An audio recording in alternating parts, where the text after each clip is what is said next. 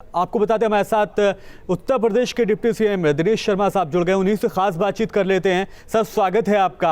आपसे सबसे पहले जानने की कोशिश करेंगे, चूंकि लॉकडाउन में हम जी रहे हैं, ऐसे में लोग अनलॉक की तरफ बढ़ना चाहते हैं। लोगों के जहन में कई चीज़ें भी हैं। जो परिवार हैं वो चाहते हैं, जो कारोबारी हैं वो लोग चाहते हैं कि चीज़ें धीरे धीरे अनलॉक हो जाएं। ऐसे में सरकार की क्या रणनीति है? चूंकि लॉकडाउन भी रहना ज़रूरी है, हमें अपनी हिफाजत भी करनी है, लेकिन जो अर्थव्यवस्था का चक्का है वो भी चलना बेहद जरूरी है। आपकी मंशा क्या है? सरकार इस पर क्या सोच रही है? देखिए, मुख्यमंत्री जी का बहुत स्पष्ट वक्तव्य था शुरुआत में ही।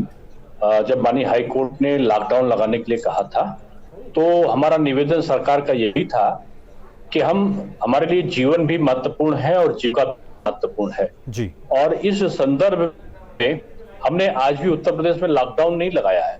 हमारी सारी गतिविधियां ठप नहीं है। आज देखो तो ऑफिसेस भी हमारे खुले हैं। आज आपको मंडी भी आपको खुली दिखाई पड़ेंगी, तो आज सब्जी की दुकान भी खुली दिखाई पड़ेंगी, राशन पानी की दुकान भी, तो मेडिकल की दुकान भी।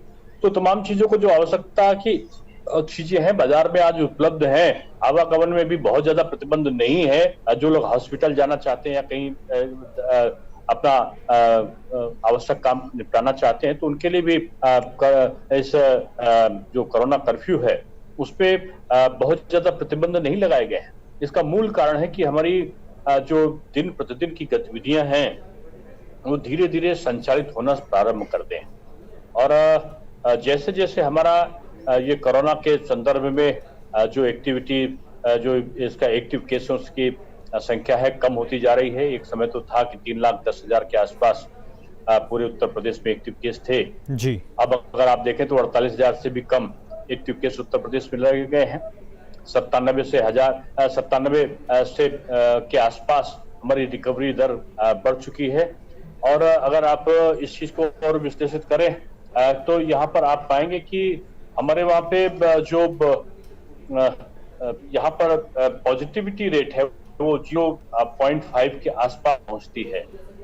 ऊपर उत्तर प्रदेश पे अगर देखा जाए तो हमने एक रिकॉर्ड एक दिन में 3,58,000 से भी ऊपर के टेस्ट किए हैं।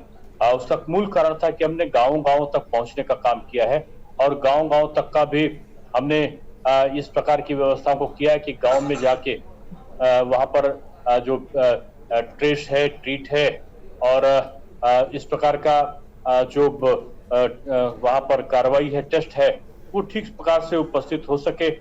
4 करोड़ और 90 लाख से भी ऊपर हम लोगों ने टेस्ट कराए हैं।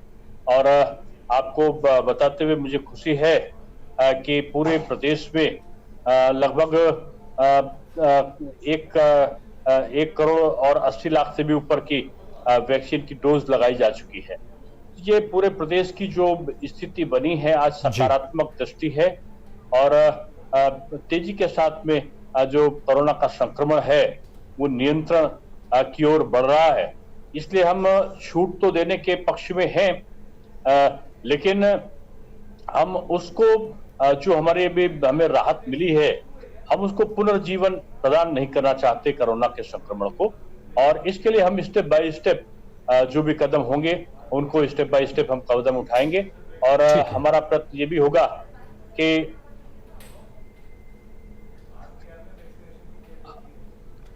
तो यूपी के डिप्टी सीएम ये भी होगा कि हम इस प्रकार की गतिविधियों को इसकी जो अर्थव्यवस्था है वो भी लाइन से बाहर ना होने पावे। ठीक है। तो जो आपका प्रश्न था, मैं समझता हूँ कि ये समसामयिक विषय है और हमने बड़ी तेजी के साथ वैक्सीनेशन का काम भी शुरू कर दिया है और वैक्सीन भी बड़ी तेजी के साथ में जहाँ पर लग रही है। हमारा जो आने वाला जून का माह है उसमें हम 1 करोड़ के आसपास उत्तर प्रदेश में वैक्सीनेशन करने जा रहे हैं। बिल्कुल सर, बेहतर तरीके से बेशक उत्तर प्रदेश की सरकार ने काम किया है। बीच में हमने देखा कि जब कोरोना अपने पीक पर था, बेहतरीन तरीके से सरकार ने उसके साथ जो है उससे निपटने की कोशिश की और काफ़ी हद तक हमने इसमें कामयाबी भी हासिल की है। सर, आगे बढ़ते हुए अब जानना ये चाहेंगे, चूँकि ये तो रही व्यापारियों की बात, जो लोग ये चाहते हैं अनलॉक की प्रक्रिया में हम आगे बढ़े, वो ठीक है। अब बात शिक्षा की कर लेते हैं। शिक्षा को लेकर सर आपकी क्या रणनीति रहेगी? 12वीं की जो परीक्षा है, बोर्ड एग्जाम है, उसको लेकर सरकार की क्या स्ट्रेटेजी है? देखिए, बोर्ड एग्जाम के बारे में तो कल मैंने बड़े विस्तार से है कि सरकार चाहती है कि जो हमारे बच्चे हैं जी। उनको हम संक्रमण की प्रक्रिया से जितना ज्यादा दूर रख सके, उनको सुरक्षित रख सके, ये हमारा प्रयत्न है। कक्षा 6, 7, 8, 9 और 11 के छात्रों को हमने सामान्य प्रक्रिया के तहत प्रमोट करने का निश्चय किया है, सभी बोर्डों को, जो चाहे दिल्ली बोर्ड हो चाहे उत्तर प्रदेश बोर्ड हो। और इसके साथ साथ हमने इस बात की कोशिश भी की है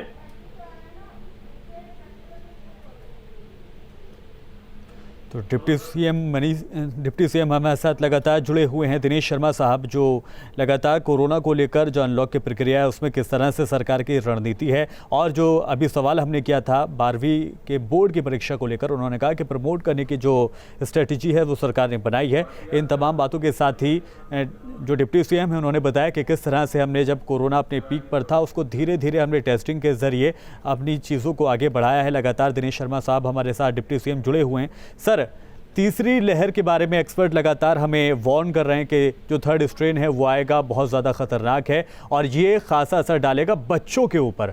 ऐसे में सरकार की तैयारियां क्या हैं? देखिए, पूरे उत्तर प्रदेश में अगर देखा जाए तो पूरे उत्तर प्रदेश में हमने ऑक्सीजन के विशेष व्यवस्थाएं सारे जगह पर की है पूरे प्रदेश में। और आज की स्थिति ये है कि 485 ऑक्सीजन प्लांट हमने पूरे प्रदेश में स्वीकृत किए हैं। इनमें से 258 प्लांट बनने की प्रक्रिया भी चालू हो गई है और 32 प्लांट इसमें क्रियाशील भी हो चुके हैं। 90% से अधिक प्लांट वातावरण से ऑक्सीजन बनाने वाले प्लांट हैं। और प्रदेश में फिलहाल अगर देखा जाए तो ऑक्सीजन की जो डिमांड थी वो 50% के आसपास गिर गई है। जैसे जैसे कोरोना का संक्रमण कम हो रहा है, एक समय तो वह भी स्थिति थी कि 1000 से भी कहीं ज्यादा मीट्रिक टन की ऑक्सीजन की जरूरत उत्तर प्रदेश को पड़ी थी और हमने इसकी व्यवस्था करी थी, करने में सफल बने थे। आज 552 के आसपास लगभग इसकी डिमांड मीट्रिक टन की आई है। हमारे पास में पर्याप्त मात्रा में ऑक्सीजन उपलब्ध है और हमने पीकू बेड्स, कई जगह पर पीकू बेड्स भी हमने बनाए हैं और जनपद के अस्पतालों में 20-20 बेड इनके लिए आरक्षित किए गए हैं। प्रदेश के मेडिकल कॉलेजेस में ये 100 पीकू बेड जो पीसीओ जिसको कहते हैं पीडियाट्रिक, जो वहां पर जो अत्यंत जो बीमार पड़े हुए यहाँ के जो मरीज होते हैं उनके इलाज का जो व्यवस्था होती है एसीयू में, उसको कराने की काम हमारे प्रदेश भर में चल रहा है। और टेस्टिंग को हमने इसीलिए बढ़ाया है, हॉस्पिटल्स की कैपेसिटी को बढ़ाया है। जो मॉडर्न इक्विपमेंट्स थे और जो दवाइयां हैं उनको हम लोगों ने मंगाना शुरू कर दिया है। और आप देखते होंगे कि ब्लैक फंगस, येलो फंगस या व्हाइट फंगस की जो चर्चाएं जहां आई थी, केसेस आए थे, हमने बड़ी अच्छी तरीके से जो मेडिकल कॉलेजेस थे उनमें हमने उसकी दवा का भी इंतजाम किया और उनके बेड्स भी हमने आरक्षित किए। डॉक्टर्स को भी हमने ऑनलाइन ट्रेनिंग, जो इसका इलाज करने वाले थे पूरे प्रदेश में, उनको ऑनलाइन ट्रेनिंग देने का काम भी हमारे मेडिकल कॉलेज के ट्रस्ट ने किया। तो ये कह सकते हैं कि आज परिस्थितियां सामान्य की ओर रहे और स्थायित्व में आए, इसके लिए पूरे प्रदेश पे हमने जो व्यापक इंतजाम किए थे। मैंने पहले बताया था कि 70,000 के आसपास निगरानी समितियां हैं। हमारे जो 97,000 राजस्व गांव हैं उनमें बड़ी अच्छी तरीके से काम कर रहे हैं। आज गांव-गांव अगर आप देखें तो मेडिकल किट्स का बांटा जाना, उसके साथ साथ मेडिकल के तमाम प्रकार के जो इक्विपमेंट्स हैं, चाहे वो ऑक्सीमीटर का रहा हो, थर्मामीटर का रहा हो, मेडिकल किट्स का रहा हो या गांवों में विभिन्न ऑनलाइन रजिस्ट्रेशन कराने का रहा हो, 1000 रुपए के आसपास जो हमारे गरीब जरूरतमंद लोग हैं उनको सहायता उपलब्ध कराने की प्रक्रिया को प्रारंभ करने का रहा हो और राशन 5 किलो प्रति यूनिट के हिसाब से देने का रहा हो। ये सारे काम बड़े युद्ध स्तर पर हमारी निगरानी समितियों के मार्गदर्शन पे, हमारे जनप्रतिनिधियों और ग्राम प्रधानों के मार्गदर्शन में काम बहुत अच्छी तरीके से चल रहा है। इसलिए उत्तर प्रदेश की आज स्थितियां बदली हैं और बिल्कुल सर अब एक सवाल, चूंकि ब्लैक फंगस का जिक्र आपने किया, वाइट फंगस का जिक्र आपने किया, सर ऐसे में हमने ये देखा था जब कोरोना काल में रेमडेसिविर इंजेक्शन की कमी महसूस की गई थी तो उसकी कालाबाजारी की बात भी सामने आई थी और दवाइयों की कमी भी देखी गई थी। ब्लैक फंगस के लिए क्या हमारे पास राज्य में पर्याप्त मात्रा में दवाइयाँ मौजूद हैं? देखिए, अभी तक का जितने केसेस आए हैं उनका पर्याप्त उपचार करने में हम सफल बने हैं। जो बहुत सीरियस केस नहीं थे वो काफी मात्रा में ठीक भी हुए हैं। और आपने देखा होगा जिस तेजी से ये ब्लैक फंगस बढ़ रहा था उसमें एक तरीके की रोक लगी है। तो जैसे भी इसका विस्तार ना हो पाए, इसको भी महामारी हम लोग ने घोषित किया है, तो इसके लिए भी हम लोग प्रयत्नशील हैं। और हमारे जो मंत्रालय है स्वास्थ्य का, हमको पर्याप्त मात्रा में करा रहा है। केंद्र सरकार की तरफ से भी हमें पूरा सहयोग मिल रहा है और हमको लगता है कि उत्तर प्रदेश में किसी प्रकार की कमी चिकित्सा के बारे में हम नहीं रहने देंगे। ठीक है सर, आगे बढ़ते हैं, अपनी बातचीत को आगे बढ़ाते हैं। अब सवाल मेरा ये है कि बीते दिनों में कुछ ऐसे मासूम बच्चे रहे जिन्होंने अपने माँ बाप दोनों को खो दिया है, अनाथ वो हो गए, कोई सहारा उनके पास नहीं बचा है। ऐसे में सरकार ने बेहतरीन कदम उठाया कि उनको आर्थिक मदद देने की बात की, उनकी शिक्षा को लेकर भी बातचीत की गई। सरकार इस संदर्भ में क्या कुछ काम कर रही है? देखिए, केंद्र सरकार ने भी बहुत बड़ी घोषणाएं की हैं। बीमा से ऐसे असहाय बच्चों को आच्छादित किया है जिनके माँ बाप में से दोनों या एक भी व्यक्ति जो कमाऊ था वो अब नहीं रहा अगर, तो सरकार ने बीमा से आच्छादित करने के साथ तमाम सहूलतें दी हैं। वहीं प्रदेश के माननीय मुख्यमंत्री जी ने भी 4,000 रुपए उसको पेंशन दी जाए, अगर वो नाबालिग है तो उसके किसी संरक्षण जाए। और उसी के तरह उसका जो अटल आवासीय विद्यालय है उसमें रहने की खाने की व्यवस्था हो, ये तमाम प्रकार की सुविधाओं को देने की घोषणा माननीय मुख्यमंत्री जी ने की है। और विभिन्न विभागों के सामंजस्य से इन असहाय बच्चों का सहारा बनने का काम सरकार करेगी। बिल्कुल सर, ऐसे वक्त में जब पूरी दुनिया कोरोना से लड़ रही है लेकिन विपक्ष जो है वो भी अपनी जिम्मेदारी को पूरी तरह से निभा रहा है और आपके ऊपर, आपके किए गए कामों के ऊपर लगातार सवाल उठाए जा रहे हैं। वो कहा जा रहा है कि जो कोरोना काल में मौतें हुई उसके लिए सीधा सीधा ठीक रहा, सरकार की जो व्यवस्थाएं हैं वो सही नहीं थी, ये कहकर आरोप लगाया जा रहा है। और हाल ही में हमने ये देखा कि जो शराब माफिया हैं, जो जहरीली शराब से मरने वाले लोगों की खबरें हैं वो लगातार आ रही हैं। हाल ही में हमने दिखाया था 1 दर्जन से ज़्यादा, 1 दर्जन के आसपास लोग जो हैं अलीगढ़ में जहरीली शराब से मरे हैं। उसके बाद विपक्ष हमलावर बना हुआ है, उसका जवाब आप क्या देंगे? नहीं, देखिए, जहां जहरीली शराब का जहां का आप जिक्र कर रहे हैं जी, तमाम लोगों को निलंबित किया गया है, तमाम लोगों पर आशुका लगाई गई है, तमाम लोगों को गिरफ्तार किया गया है, कड़ी से कड़ी कार्रवाई उनके साथ की जा रही है। और आपने देखा होगा सरकार की कड़ाई का परिणाम था कि उत्तर प्रदेश में जो जहरीली शराब का व्यवसाय करने वाले लोग थे उनके धंधों में काफी कमी आई थी। लेकिन कुछ जिलों में इस प्रकार की घटना ये दुर्भाग्यपूर्ण है और सरकार कड़ाई के साथ इनके साथ पेश आ रही है जी। जहां तक विपक्ष के द्वारा सरकार के बारे में दुष्प्रचार का जो प्रश्न आता है वो भी मैं समझता हूं कि ठीक नहीं है। अगर आपने नेताओं के बयान पढ़े हो तो वैक्सीन जब हम बनाने की बात करते थे प्रधानमंत्री कि हम अपने देश में प्रोड्यूस करेंगे, तो दिल्ली के एक बहुत बड़े नेता घर में बैठ के ट्वीट करते थे कि वैक्सीन बनाना भारत के लिए संभव ही नहीं, मोदी झूठ बोल रहे हैं। उसके बाद जब वैक्सीन बन गई तो उन्हीं नेताजी का बयान आया कि वैक्सीन की विश्वसनीयता पे हमें शक है, इसका प्रयोग किया जाए ना किया जाए, अभी इससे ये हमारे लिए खतरनाक भी हो सकती है।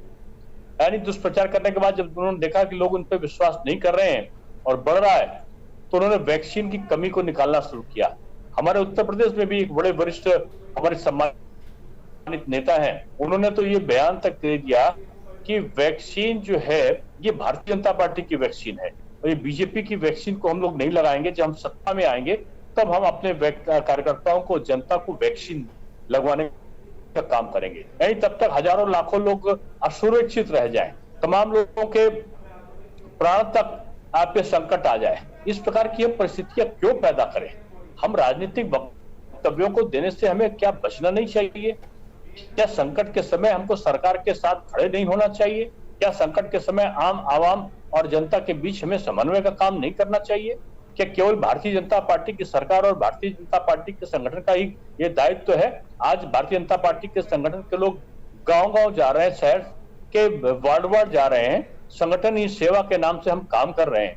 क्या दूसरे राजनीतिक दल के लोग नहीं कर सकते थे? बिल्कुल। क्या केवल इसी प्रकार का दुष्प्रचार करना कि यहाँ पर ऑक्सीजन नहीं है, यहाँ पर सिलेंडर नहीं है, यहाँ पर वैक्सीन नहीं है, वैक्सीन है तो आज ज्यादा क्यों नहीं लगी, इस प्रकार की चीजों को दुष्प्रचारित करना, मैं समझता हूं कि ये एक दुर्भाग्य है और इससे विपक्ष को बचना चाहिए। बिल्कुल सर, वो विपक्ष और विपक्ष अपनी जिम्मेदारी का निर्वहन लगातार कर रहा है, उसका काम यही है कि आरोप लगाता रहे। लेकिन इस बीच खास बात ये रही कि आपकी सरकार ने बेहतर तरीके से काम किया, लेकिन सर कुछ अव्यवस्थाएं भी रही। जब सेकंड स्ट्रेन अपने पीक पर था तो हमने ये देखा था कि ऑक्सीजन की बहुत ज़्यादा कालाबाजारी होने लगी थी। कई ऐसे तजुर्बात सामने आए कि 20-20 हज़ार रुपये तक का सिलेंडर जो है वो बेचा जा रहा था, बेड्स की कमी हो गई थी। ऐसे में थर्ड स्ट्रेन आने वाला है, कब आएगा ये कहा नहीं जा सकता, लेकिन आएगा ये कम से कम तय है। कोरोना संक्रमण के आप पीक की बात 1-2 दिन की बात कर रहे हैं जी। कुछ कठिनाइयां आना प्रारंभ हुई थी, हमने 24 घंटे के अंदर ही उन पे कंट्रोल कर लिया और मैंने बताया ना कि 1000 मीट्रिक टन से भी ऊपर ऑक्सीजन हम मंगाने में सफल है।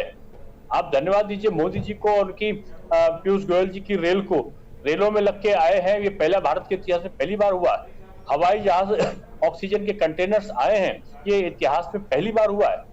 और ये सारी चीजें हमने हमारी केंद्र सरकार और प्रदेश सरकार के समायोजन से 24 घंटे के अंदर नियंत्रण करके हम लोगों ने किया है।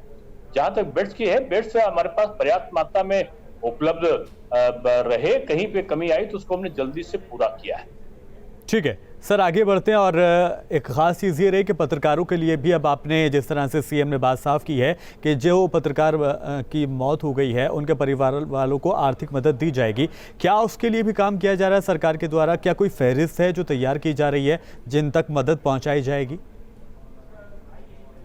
आपका प्रश्न पूरा मैं सुन नहीं पाया सर। केवल पत्रकार शब्द मैंने सुना। जी सर। तो जहां तक मुझे जानकारी है, पत्रकारों के लिए वैक्सीनेशन हो और उनके साथ कोई दुर्घटना घटती है तो सरकार विशेष प्रकार का मुआवजा उनको दे, इस प्रकार की चर्चाएं, इस प्रकार के विचार सरकारी स्तर पर किए गए हैं और इनका लाभ सीधे प्रेस को के जो उन लोगों को जो रिस्क उठा के इस कोरोना संक्रमण के का कवरेज कर रहे हैं हॉस्पिटल्स में या तमाम जगह पर, तो निश्चित रूप से उनके संरक्षण भी सरकार का दायित्व बन जाता है। जी ठीक है सर, बात को आगे बढ़ाते हैं। किसानों को लेकर बात करना चाहूँगा। किसान परेशान है, बहुत सी जगहों पर लोगों को परेशानियां आ रही हैं। मौसम तब्दील हो रहा है, असमय की बारिश हो रही है जिसकी वजह से फसलों को नुकसान हो रहा है। ऐसे में क्या सरकार किसानों की ओर भी ध्यान दे रही है? क्या उनके लिए भी मदद के लिए रणनीति तैयार की जा रही है? देखिए, अगर आप लगातार सरकार के कामों को देखें तो 2400 रुपए में डीएपी खाद उपलब्ध होती थी, वो आज 1200 में, अभी एक हफ्ता 10 दिन हुआ होगा, सरकार ने उसको केंद्र सरकार ने कर दिया। 6000 रुपया हमारे सम्मान राशि के रूप में किसान भाइयों के खाते में सीधे पहुंच गया। आज खाद की कमी नहीं है, बिजली के दाम ना बढ़े, सरकार ने अभी आपने देखा होगा 4 दिन पहले ही मुख्यमंत्री जी ने इसकी घोषणा कर दी है। आज गांवों में प्रधानमंत्री आवास घर घर बन रहे हैं और किसान भाइयों को दिए जा रहे हैं। घर घर टॉयलेट्स का निर्माण आजादी के इतिहास में अगर देखा जाए तो पहली बार घर घर टॉयलेट्स का निर्माण, अब उसमें गैस के सिलेंडर, बिजली का कनेक्शन, ये सारी चीजों को देने का काम हमारी केंद्र और प्रदेश की सरकार ने युद्ध स्तर पर किया है। किसान हमारी प्राथमिकता है और किसान का संरक्षण रहे। हमारे सरकारी क्रय केंद्र कर रहे हैं। पहले सरकारी क्रय केंद्र नाम के लिए हुआ करते थे, आज वो गेहूं की और धान की जहां खरीद है, जहां गन्ने की खरीद है सरकारी स्तर पर, वही उनका भुगतान भी समय से सुनिश्चित किया जा रहा है। ये बड़ी बात उत्तर प्रदेश के किसानों के लिए राहत देने वाली है, जिसको आज अमली जामा पहनाने का काम हमारी उत्तर प्रदेश सरकार कर रही है। ठीक है सर, एक बहुत महत्वपूर्ण सवाल आपसे था। सवाल ये कि जब वेंटिलेटर की कमी हो रही थी तो सरकार ने बहुत कोशिश की और तमाम जगहों पर अस्पतालों तक वेंटिलेटर को पहुंचा दिया गया, लेकिन वहां पहुंचने के बाद एक मुसीबत ये आती है कि बहुत से टेक्नीशियन जो हैं वो जानते ही नहीं है कि वेंटिलेटर को चलाना कैसे। और ये बात सामने भी आई थी, कई जगहों पर परेशानी हुई कि वेंटिलेटर पहुँच गए लेकिन चलाने वाला कोई नहीं था। क्या ऐसे टेक्नीशियन की बहाली के लिए भी कुछ काम किया जा रहा है? क्योंकि ICU के लिए वेंटिलेटर एक बहुत बड़ी ज़रूरत है और उसको चलाने के लिए टेक्नीशियन की जरूरत है। जो मेडिकल के कर्मी हैं उनके प्रशिक्षण को युद्ध स्तर पर चलाया जा रहा है जगह जगह। समस्या तो केवल एक ये थी कि हमारे पास वेंटिलेटर नहीं होगा तो चलाया कैसे जाएगा। आज चलाने की एक मामूली ट्रेनिंग होती है और इस ट्रेनिंग को देके उन लोगों को बड़े पैमाने पर कई हजार लोगों को मेडिकल सेवाओं में रखा भी गया है और कई हॉस्पिटल में काम बड़े सुचारू रूप से शुरू हुआ है। जब कोरोना का संक्रमण एक साल पहले 2 मार्च 2020 में शुरू हुआ था, आगरा में पहला केस आया था, तो हमारे पास टेस्टिंग का कोई लैब नहीं था और हमने पुणे से उसकी टेस्टिंग कराई थी। मैं आगरा का प्रभारी हूँ और जब वो कोरोना संक्रमित घोषित हो गया, उस मरीज को दिल्ली के हॉस्पिटल में भेजना पड़ा क्योंकि उत्तर प्रदेश में हमारे दवा कराने का कोई इंतजाम नहीं था। आज यही उत्तर प्रदेश 485 ऑक्सीजन प्लांट लगा रहा है। आज यही उत्तर प्रदेश 4 करोड़ और जिसको कहना चाहिए 4 करोड़ और 90 लाख के आसपास कोरोना के टेस्ट कर चुका है। यही उत्तर प्रदेश आज 1 करोड़ और जिसको कहना चाहिए 80 लाख के आसपास वैक्सीनेशन का काम पूरा कर चुका है। तो एक साल में हमने हजारों की संख्या में बेड्स को भी बढ़ाया, बल्कि लाखों की संख्या में दवा को उपलब्ध कराया। हर जिला आज हमारा 75 के 75 जिलों में वेंटिलेटर्स को हमने उपलब्ध कराया, ऑक्सीजन को हमने उपलब्ध कराया। हमने चिकित्सा व्यवस्थाओं को दुरुस्त करने का काम किया और तमाम चीजों को जो चिकित्सा संबंधी उपकरण से लेकर दवाइयां तक थी, उनको गांव-गांव तक मुहैया कराने का काम हमने युद्ध स्तर पर किया। इतने कम समय में इतना काम कर लेंगे, शायद इसीलिए जो WHO है उसने यूपी के योगी मॉडल को अव्वल माना और शायद इसीलिए नीति आयोग ने भी तारीफ की है। अभी 1-2 दिन पहले हमारी तमाम चीजों को हाईकोर्ट ने भी उत्तर प्रदेश के सकारात्मक टिप्पणियां करी हैं। तो मैं कह सकता हूं कि उत्तर प्रदेश सरकार पूरी तरीके से कृतसंकल्प है। आप देखो, हमारे योगी जी को कोरोना हो गया, कोरोना पॉजिटिव हो गए और पॉजिटिव होने के बाद भी 1 दिन क्या 1 घंटा उन्होंने अपने को ब्रेक नहीं रखा। ये मेरा दुर्भाग्य था कि मैं कोरोना पॉजिटिव हुआ, मैं और मेरी श्रीमती जी, तो मैं काफी गंभीर संक्रमण के दौर से गुजरा और हमको कई दिनों तक का हॉस्पिटल में भर्ती रहना पड़ा। लेकिन आए हैं, अभी भी हॉस्पिटल से लौट के आए, हम लोग भी काम पे लगे हैं। हमारे तमाम विधायक लगे थे, 5-5 विधायक संक्रमित होके वो आज हमसे भारतीय जनता पार्टी के हमसे विलग हुए हैं। हमारे एक मंत्री और गए हैं, 2 मंत्री पहले भी कोरोना से संक्रमित होकर उनका देहावसान हुआ। तो ये एक संगठन के स्तर पर भी हम लोग लगे हैं और सरकार के स्तर पर भी हम लोग काफी बेशक काम सर, इस बात से बिल्कुल इनकार नहीं किया जा सकता, चाहे सीएम रहे हों, आप रहे हो, तमाम नेता रहे हों बीजेपी के, राज्य के तमाम लोगों ने काम बेहतरीन तरीके से किया। और इसकी एक वानगी हमने ये भी देखी कि तब सीएम सड़क पर उतरे, ज़मीन पर क्या कुछ हालात है। तकरीबन 40 जिलों का दौरा भी किया सीएम ने। आपने जो ये दौरा किया, ये कितना फायदेमंद रहा? आपने चूंकि उसी के मुताबिक रणनीति भी बनाई, उस पर काम भी किया, उसका असर भी देखा कि रिकवरी रेट भी बढ़ा, पॉजिटिविटी रेट कम हुआ। देखिए, जब तक आप धरातल पर नहीं उतरेंगे और जब